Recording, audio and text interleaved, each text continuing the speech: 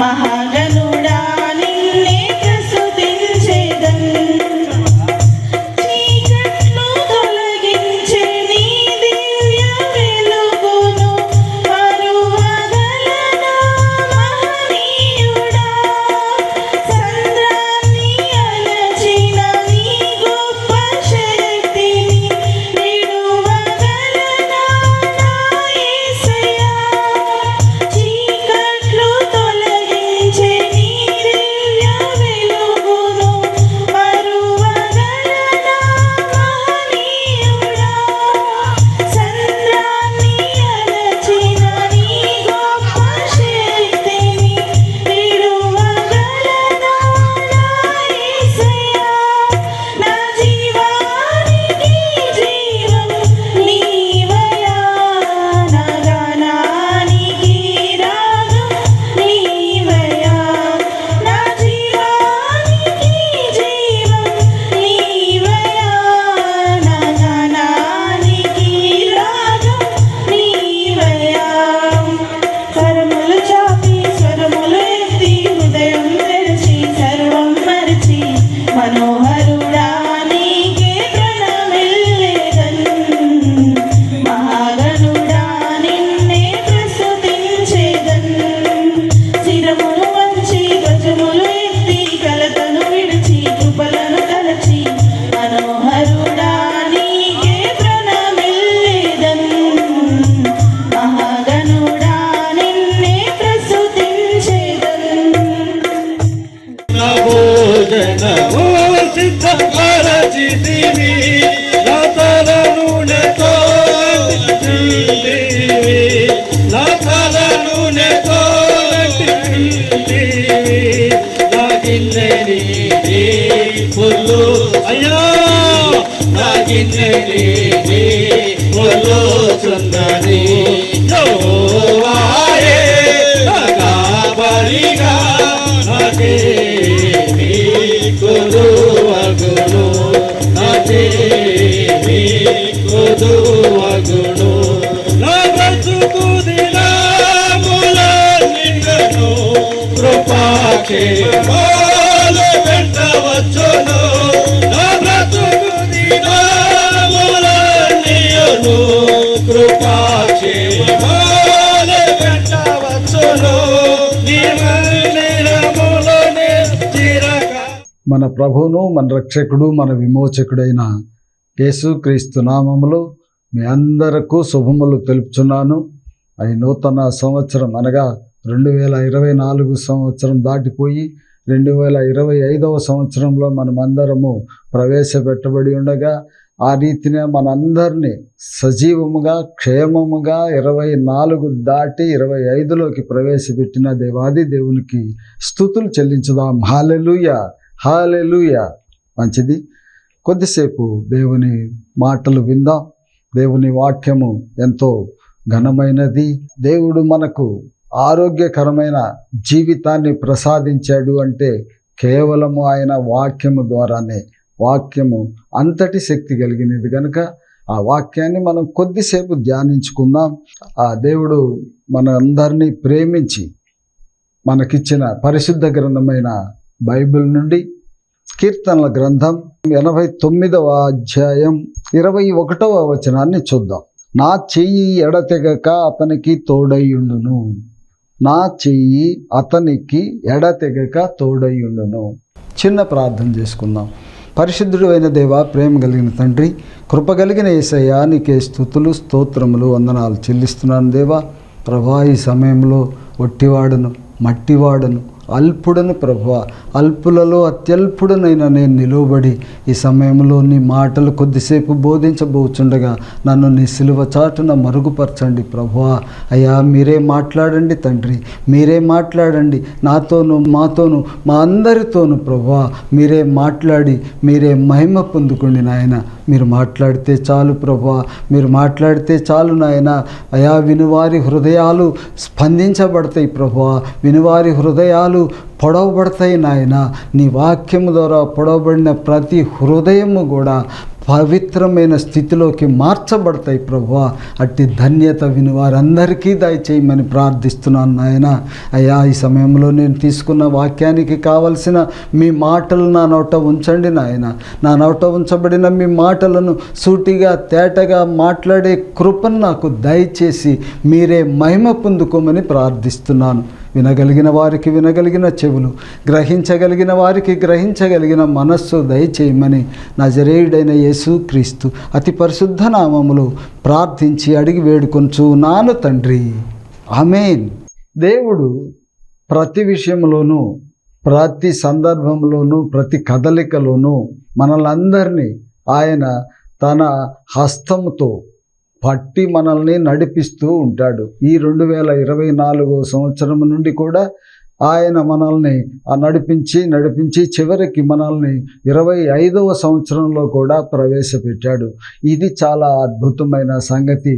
దేవుడు చేసే ఆశ్చర్యకరమైన విషయాల్లో ప్రతి సంవత్సరము, ఆ సంవత్సరము వెంబడి సంవత్సరము తన దయా కిరీటం అనే కొత్త సంవత్సరాన్ని మనకు ధరింపజేస్తూ ఉన్నాడు. నిజంగా మనం ఎంత ధన్యులమో కదా.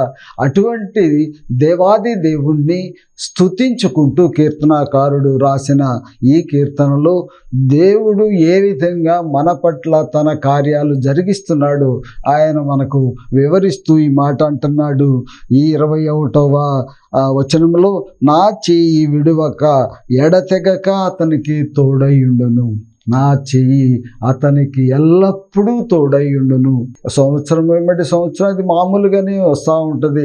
నూతన సంవత్సరం అని మనం గొప్పగా చెప్పుకుంటున్నాం, కానీ సంవత్సరాలు అయితే మారుతున్నాయి, కానీ మన పరిస్థితులు మారుతున్నాయా, మన బుద్ధులు మారుతున్నాయా, మన అలవాట్లు మారుతున్నాయా, మనము చేసే ప్రతి కార్యక్రమము దేవునికి అనుకూలంగా మనం చేయగలుగుతున్నామా, దేవుని మనము అనుసరిస్తున్నామా, దేవుని మాటకు మనం విధేయులమై ఉంటున్నామా, దేవుని ఆజ్ఞకు బద్ధులమై ఉంటున్నామా, దేవుని మార్గంలోనికి మనము వస్తున్నామా, ఇవి మనము నూతనంగా ఏర్పరచుకోవాల్సిన విషయాలు. కానీ విచారకరమైన సంగతి ఏమిటంటే, చాలామంది సంవత్సరాలైతే గడిచిపోతున్నాయి, నూతన సంవత్సరం వెంబడి నూతన సంవత్సరం వస్తూనే ఉంది, కానీ వారి బుద్ధులు, వారి ప్రవర్తన, వారి అలవాట్లు ఏ విధంగానూ మారటం లేదు, మార్పు చెందటం లేదు. ఆయనైతే మనల్ని క్షేమంగా ప్రతి సంవత్సరము కొత్త సంవత్సరంలోకి ఆయన నడిపిస్తూనే ఉన్నాడు, కానీ మనం మాత్రం మన అలవాట్లను మనం మార్చుకోలేకపోతున్నాం. దేవుని నీతిని మనము అనుసరించలేకపోతున్నాం. స్వనీతిని మనము స్వీకరిస్తూ మన ఇష్టానుసారంగా మనం ప్రవర్తిస్తూ ఉన్నాం. ఇది అన్యాయం కదా. దయచేసి గమనించండి. దేవాది దేవుడు మన కోసం ఎంతగానో ఆయన విచారపడుతున్నాడు, మనల్ని గురించి ఎంతగానో బాధపడుతున్నాడు. ఒకంత ఆయన కోపమని కూడా ప్రదర్శిస్తున్నాడు. మనం చూసాం కదా, 2019, 20, 21వ సంవత్సరాల్లోని భయంకరమైన పరిస్థితులు. ఆ పరిస్థితుల్లో ఎందరో ఎంత డబ్బు, ఐశ్వర్యం, ధనవంతులు, హోదా, మరి అటువంటి పరిస్థితుల్లో ఉన్నా కూడా ఎంతోమంది తరువాతి సంవత్సరాన్ని చూడలేకపోయి ఉంటారు. కానీ దేవుని మహాకృపను బట్టి మీరు, మేము, ప్రతి ఒక్కళ్ళము ఈరోజు 25వ సంవత్సరాలలోకి కూడా క్షేమంగా వచ్చామంటే అది దేవుని కృప కాదంటారా? ఒక్కసారి ఆలోచించండి. ఒక్కసారి ఆలోచిస్తే మీకే అర్థమవుతా ఉంది. మన ఎన్ని కార్యక్రమాల్లో మనం ఇంతకుముందు జరిపించుకున్నామో, ఎటువంటి పరిస్థితుల్లో మనము ఉన్నామో, ఎటువంటి దీన స్థితిలో ఉండి ఈరోజు ఒక ఉన్నతమైన స్థితిలోకి మనము వచ్చాము అంటే అది దేవుని కృప వలననే విషయాన్ని మనం గ్రహించలేకపోతున్నామా? ఒక్కసారి ఆలోచించండి. ప్రతి ఒక్కళ్ళు ఆలోచించాల్సిన విషయం ఏంటంటే, ప్రతి సంవత్సరం నూతనంగా మనము పండగని జరుపుకుంటున్నాము, కానీ నూతనత్వాన్ని మనం పొందుకోలేకపోతున్నాం. ఇది అన్యాయం. నూతనత్వాన్ని మనం పొందుకోవాలి. నూతనత్వాన్ని మనం పొందుకోలేకుండా ఈ విధంగానే మనం ఉంటున్నాం, ఈ విధంగానే మనం ప్రవర్తిస్తున్నాం, ఈ విధంగానే మనం నడుస్తూ ఉన్నాం. చాలామంది తాగుతూ, తిరుగుతూ, మోసకరమైన జీవితానికి అలవాటు పడుతూ దుర్మార్గమైన పరిస్థితులను వాళ్ళు క్రియేట్ చేస్తూ మనుషులలో ఒక భయానకమైన పరిస్థితులను కల్పించే ఈ మహానుభావులు ఎందరో ఉన్నారు. అధికారాన్ని అడ్డం పెట్టుకొని లేదా హోదాని అడ్డం పెట్టుకొని తోటి వారిని హింసించే ఆ హింసాత్మక ఘటనలు మనం ఎన్నో చూస్తున్నాం, వింటూ ఉన్నాం. మరి ఆ పరిస్థితి ఎప్పుడు మారుతుంది? సంవత్సరాలు మారుతున్నాయి కానీ మన జీవితాల్లో ఇటువంటి దుర్బలత్వాన్ని మనం మార్చుకోలేకపోతున్నాం. అందుకనే ఇర్మియా గ్రంథంలో 13వ అధ్యాయం 23వ వచనంలో చూసినట్లయితే, కూషు దేశస్థుడు తన చర్మమును మార్చుకొనగలడా? చిరుతపులి తన మచ్చలను మార్చుకొనగలదా? మార్చుకొనగలిగిన ఎడల కీడు చేయుటకు అలవాటు పడిన మీరును మేలు చేయవలపడుతురు. ఎంత చక్కగా ఉందండి ఆ మాట. కూషు దేశము అంటే దక్షిణాఫ్రికా దేశంలో ఒక భాగం అది. ఆ దక్షిణాఫ్రికాలో ఉన్న మనుషులు వాళ్ళ రంగు నలుపు. అలాగే మరి పులి ఉందంటే తన మచ్చలు, దానికి సహజ గుణం అది. అది ఆ మచ్చలతోనే పుట్టుద్ది, మచ్చలతోనే జీవిస్తూ ఉంటుంది.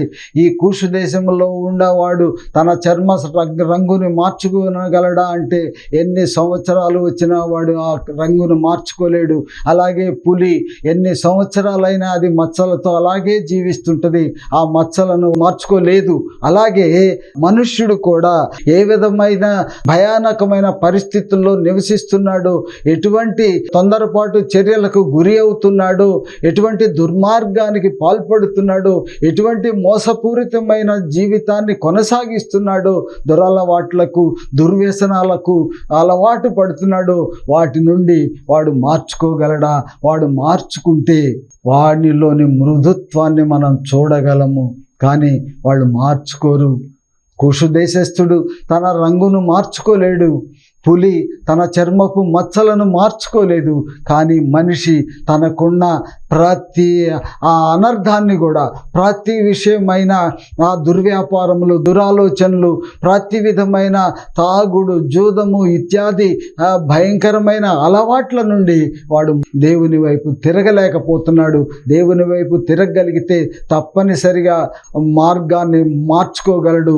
ప్రతి విధమైన మోసాలకు, ద్వేషాలకు, దుష్టత్వానికి, అలాగే తిరుగుళ్లకు, త్రాగుడుకు దూరంగా ఉండగలడు. కానీ దురదృష్టవశాత్తు వాడు మార్చుకోలేకపోతున్నాడు. కారణం ఏంటంటే దేవుని వైపుకు తిరగలేకపోవటమే, దేవునితో గడపలేకపోవటమే, దేవుని యందు నిరీక్షణ కలిగి ఉండలేకపోవటమే.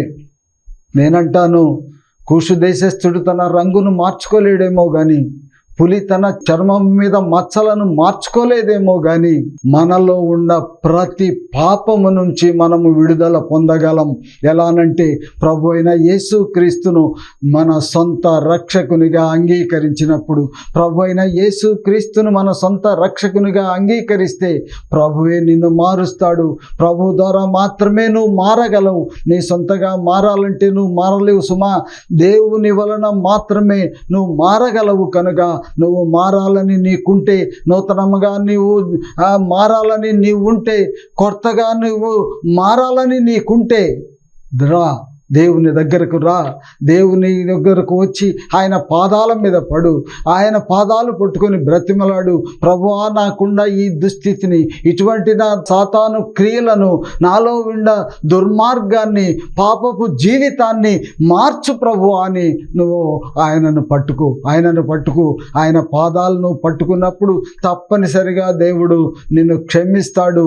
నీలో ఉన్న ఈ అపవాది క్రియలన్నిటినీ కొట్టివేస్తాడు. సమూలంగా నీ నుంచి పెకలించి వేసి దూరంగా పారవేయగలడు. అంతటి సమర్థుడు మన యేసయ్య. ఆ యేసయ్య చెంతకు నువ్వు రాగలవా? యేసయ్యతో నువ్వు జీవించగలవా? యేసయ్యను నీ నిజరక్షకునిగా అంగీకరించగలవా? దేవుని వైపు చూడు, దేవునితో నడువు, దేవుని మాటను విను, దేవుని యొక్క ఆజ్ఞలను గైకొను, దేవుని మార్గంలో నువ్వు పయనించడానికి నువ్వు ప్రయత్నించు. ఖచ్చితంగా నీ పాపపు జీవితాన్ని నువ్వు తొలగించుకోగలవు. భూమి మీద మరి ఎన్నో రకాల వ్యాధులకు మందులు ఉన్నాయి.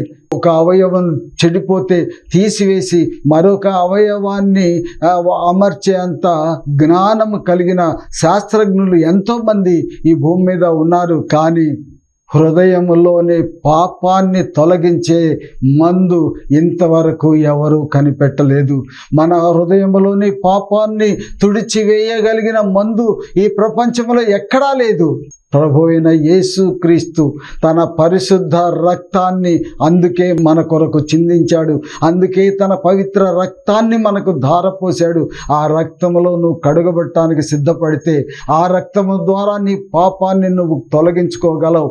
ఆ రక్తము నిన్ను పరిశుద్ధుడిగా చేయగలదు, నిన్ను పవిత్రుడిగా చేయగలదు, పాపరహితుడిగా నిన్ను చేయగలదు. ఆ రక్తములో కడుగబడటానికి నువ్వు సిద్ధపడతావా? ఆ రక్తములో కడుగబడటానికి నువ్వు ఒక్క అడుగు ముందుకు వేయి. దేవుడు నీ కొరకు 1000 అడుగులు ముందుకు వేస్తాడు. నువ్వు ఒక్క అడుగు వేస్తే చాలు, దేవుడు 1000 అడుగులు ముందేసి తన స్వహస్తాలతో నిన్ను తన దగ్గరకు చేర్చుకుంటాడు. ఇశ్రాయేలీయులను 430 సంవత్సరాల ఐగుప్తు బానిసత్వం నుంచి విడిపించి పాలు తేనెలు ప్రవహించే కనాను దేశానికి తన చేతితో పట్టి నడిపించాడు. 40 సంవత్సరాలు వాళ్ళు సుదీర్ఘ ప్రయాణం అనంతరం పాలు తేనెలు ప్రవహించే ఆ కనాను దేశంలోనికి ప్రవహించారు. వారి గురించి చూస్తే బైబిల్లో వాళ్ళ చెప్పుల వారు కూడా తెగలేదంట. ఎంత గొప్పగా వాళ్ళు నడిచారో చూడండి.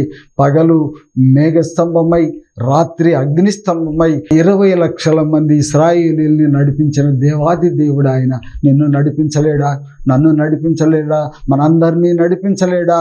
నువ్వు పాప జీవితంలో నుంచి నువ్వు రావాలి, బయటకు రావాలని నువ్వు ప్రయత్నించు. నువ్వు ఒక్క అడుగు వేయి.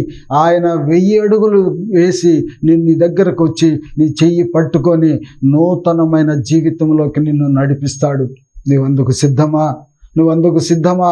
సిద్ధమైతే నేడే, ఇప్పుడే, ఈనాడే, ఈ క్షణమే ప్రభు అయిన యేసుక్రీస్తును నీ సొంత రక్షకునిగా అంగీకరించు. ప్రభు అయిన యేసుక్రీస్తును నీ హృదయంలోకి ఆహ్వానించు. ప్రభు అయిన యేసుక్రీస్తు నీ హృదయంలోకి వచ్చిన మరుక్షణం నీ హృదయంలో గూడు కట్టుకున్న సాతాను అక్కడి నుంచి తొలగి పారిపోద్ది. ఒక మార్గంలో వచ్చిన సాతాను 7 మార్గాలు దేవుళ్ళు ఎత్తుకులాడుకుంటూ పరిగెత్తి పారిపోతూ ఉంటుంది. నిజంగా అది ఎంత భాగ్యమో తెలుసా నీకు? ఎంత భాగ్యమో, ఎంత ధన్యతో నువ్వు ఎప్పుడైనా ఆలోచించావా? దయచేసి గమనించు. నీ కొరకు ఆయన పరము నుండి భూమికి వచ్చాడు. నీ కోసమే ఆయన దివి నుండి భూమికి వచ్చాడు. కేవలము నిన్ను, నన్ను, సమస్త మానవాళిని రక్షించాలనే ఆ ఉద్దేశంతోనే ఈ భూమి మీదకి ఆయన వచ్చింది. అంతేకాని మనం అడిగితే రాలేదు. అయ్యా మేము చచ్చిపోతున్నామయ్యా, పాపకూపములో పడి అతిక్రమముల వలన, పాపముల వలన చచ్చిన వారమై ఉంటున్నాం ప్రభు అని మనం ఎప్పుడూ అడగలేదు. కానీ ఆయనే నా బిడ్డలు నరకానికి పాత్రులు అవుతున్నారు, అన్యాయంగా అపవాది క్రియలకు లోనవుతున్నారు, ఆ ఉగ్రతకు పాల్పడుతున్నారు అని దేవుడు మన మీద జాలిపడి ప్రేమతో ఈ భూమి మీదకు వచ్చి మనల్ని అందరినీ రక్షించుకున్నాడు. సిలువలో మరణించాడు, ప్రాణ త్యాగం చేశాడు, ప్రాణాన్ని అర్పించాడు, పరిశుద్ధ రక్తాన్ని మన కొరకు చిందించాడు. ఆ రక్తంలో కడగబడటానికి నువ్వు సిద్ధపడితే ఆ రక్తమే నిన్ను పరిశుద్ధపరుస్తుంది, ఆ రక్తమే నిన్ను పవిత్రపరుస్తుంది, ఆ రక్తమే నిన్ను పరలోక రాజ్యపు వారసత్వాన్ని నీకు దయచేస్తుంది. ఇకనైనా మారు. రేపు మాపు రాబోతున్నాడు దేవుడు. ఈనాటి పరిస్థితులను మీరు చూస్తున్నారా? ఈనాటి పరిస్థితులు మీరు చూస్తుంటే మీకే అర్థమవుతూ ఉంటుంది. ఈనాటి పరిస్థితులు ఏ విధంగా ఉన్నాయి, వాతావరణం ఏ విధంగా ఉన్నాయి. అనుకూలం లేని పరిస్థితుల్లో వర్షాలు కురుస్తున్నాయి, కావలసినప్పుడు వర్షాలు కురవటం లేదు. ఎన్ని రకాలుగా ఎన్ని దేశాల మీద దేశాలు భయంకరమైన యుద్ధాల్లో కూరుకుపోయి ఉన్నాయి. భయంకరమైన భూకంపాలు వస్తూ ఉన్నాయి. మరి వీటన్నిటికీ దేవుని రాకడే సూచనని మనం గ్రహిస్తే త్వరపడు, దేవునిలో కడగబడు, దేవుని రక్తములో కడగబడు, దేవునిలో స్థిరపడు. దేవునిలో కడగబడి దేవునిలో స్థిరపడి ఆయన కోసం ఎదురు చూడు. ఆయన రాబోతున్నాడు. ఆయన రాకడ సమయానికి నువ్వు సిద్ధపడి ఉంటే చాలు. ప్రభువు నీ కొరకు ఆయన తన చేతులు చాచి నిన్ను పిలుస్తున్నాడు. ఆయన రాకడ సమయంలో మధ్యాకాశంలోనికి ఆయన వచ్చి ఊదగానే, దేవదూత బూర ఊదగానే నువ్వు రివ్వున ఎగిరే భాగ్యాన్ని పొందుకోవాలి. రివ్వున ఆయన చెంతకు చేరే భాగ్యాన్ని నువ్వు పొందుకోవాలి. అటువంటి భాగ్యం ప్రతి ఒక్కరికి కలగాలని నేను మనసారా కోరుకుంటూ ఈ నా మాటలు ముగిస్తున్నాను. దేవునికి మహిమ కలుగును గాక. అందరికీ వందనాలు.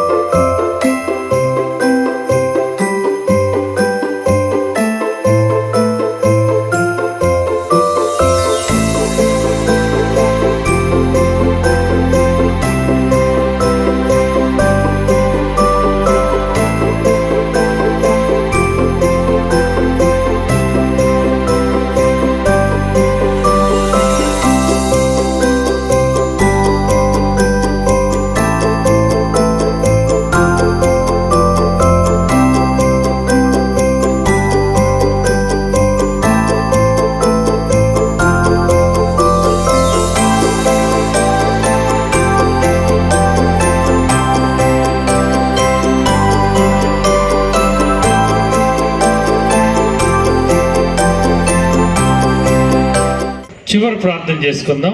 అందరూ కళ్ళు మూసుకుందాం.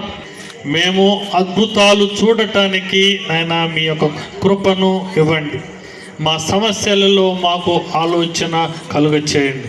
మీ పుట్టుక కొరకు ఇవ్వబడినటువంటి ప్రవచనము మా జీవితాలలో అన్ని కోణములలో నెరవేర్చడానికి సహాయం చేయండి. ఈ రీతిగానైనా అల్పుడను అయోగ్యుడను అయినప్పటికీ చిన్న మందగా మమ్మలను సమకూర్చి ఎంత దిగ్విజయంగానైనా ఈ యొక్క క్రిస్మస్ ఆరాధన నడిపించి మీరు మహిమ పొందారు, ఘనత పొందారు. పాల్గొన్నటువంటి ప్రతి బిడ్డను మీరు దీవించారు, ఆశీర్వదించారు, నీ కృపకు పాత్రులను చేశారు. సేవకులనైనా అనేక భారములను విడిచిపెట్టి, సంఘ కార్యక్రమాలను విడిచిపెట్టి మమ్మలను బలపరచడానికి ఈ రీతిగా మా మధ్యను మీరు నిలిపినందుకై నీకే వందనాలు, స్తోత్రాలు చెల్లిస్తూ ఉన్నాం. ఈ క్రిస్మస్ ఆరాధనలో నిన్ను గణపరచడానికి వారికి ఇచ్చినటువంటి శ్రేష్టమైన సమయాన్ని బట్టి నీకే వందనాలు చెల్లిస్తున్నాం, స్తుతులు చెల్లిస్తున్నాం. స్తోత్రము స్తోత్రము స్తోత్రము ప్రభువా. అలానే నాయన చిన్న బిడ్డలు, యవ్వన బిడ్డలు నాయన పరిచర్య చేశారు. ఇప్పుడు నాయన వారు సాంస్కృతిక కార్యక్రమాల ద్వారా నిన్ను గణపరుస్తూ ఉండగా బిడ్డలను బలపరచండి, వారిని దీవించండి, ఆశీర్వదించండి. ఈ సంతోష క్రిస్మస్ యొక్క శుభములు, దీవెనలు, ఆశీర్వాదాలు పాల్గొన్న ప్రతి బిడ్డకు, వారి కుటుంబానికి మీరే సమృద్ధిగా అందచేయమని ఈ మనవులు మా ప్రభువును రక్షకుడును ప్రియుడైనటువంటి యేసు క్రీస్తు వారి ఘనమైన నామమును బట్టి అడిగి పొందుకొని ఉన్నాము తండ్రి. ఆమేన్. ఆశీర్వాదం తీసుకుందాం. తండ్రి యొక్క ప్రేమ, కుమారుడైన యేసు క్రీస్తు యొక్క సత్య సమాధానము, పరిశుద్ధాత్మ యొక్క ఆదరణ, నిత్య సన్నిధి మనకు నిరంతరము తోడై ఉండునుగాక. ఆమేన్.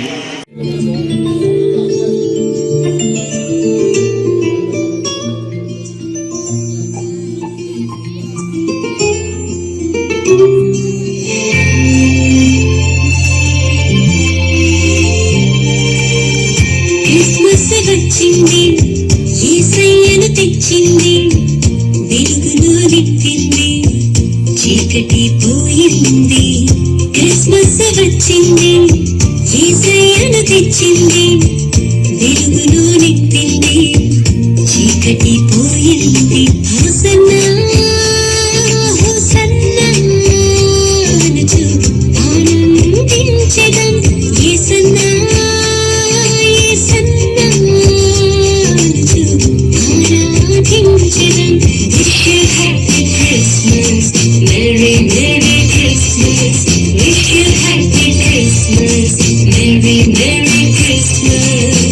క్రిస్మస్ వచ్చింది, యేసయ్యను తెచ్చింది, వెలుగులో నింపింది, చీకటి పోయింది.